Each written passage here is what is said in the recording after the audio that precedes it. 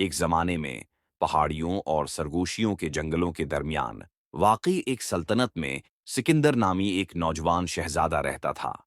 वो तख्त का वारिस था, लेकिन अपने बहुत से आली साथियों के ब्रॉक्स सिकंदर का एक हमदर्द दिल था, जो कुले की दीवारों से परे लोगों की जिंदगियों को समझने के लिए तड़पता था।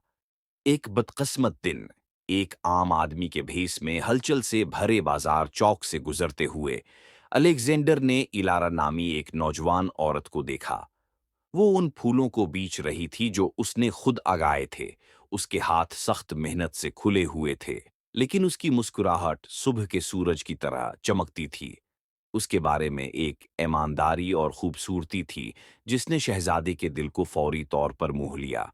अलेक्जेंडर दिन बह दिन बाजार लौटता था, हमेशा कोई दूसरा फूल खरीदने या उसके दिन के बारे में पूछने का बहाना ढूंढता था।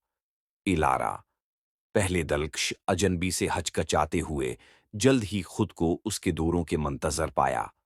वो घंटों बातें करते, अपनी जिंदगी की कहानियां बांटते। शहजादा पूदे लगाने और कटाई करने की उसकी कहानियों से मशहूर हो जाता था, और वो कुल्ले की दीवारों से बाहर उसकी महम जोई से मशहूर हो जाती थी। जैसे जैसे हफ्ते महीनों में बदलते गए, अलेक्जेंडर जानता था कि उसे एलारा से गहरी मोहब्बत हो गई है।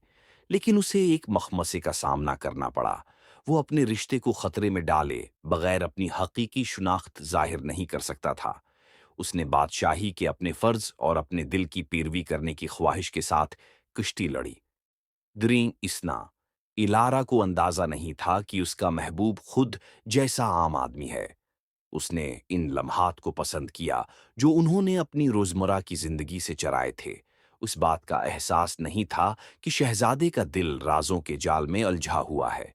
एक तूफानी रात, जब वो बाजार के एक पुरस्कून गोशे में बारिश से पनाह मांग रहे थे, सिकंदर अपने राज का वजन मजीद बर्दाश्त न कर सका।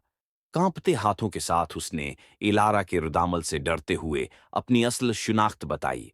उसकी हैरत और राहत के साथ इलारा ने बस मुस्कुराकर उसके हाथ अपने हाथ में ले लिए।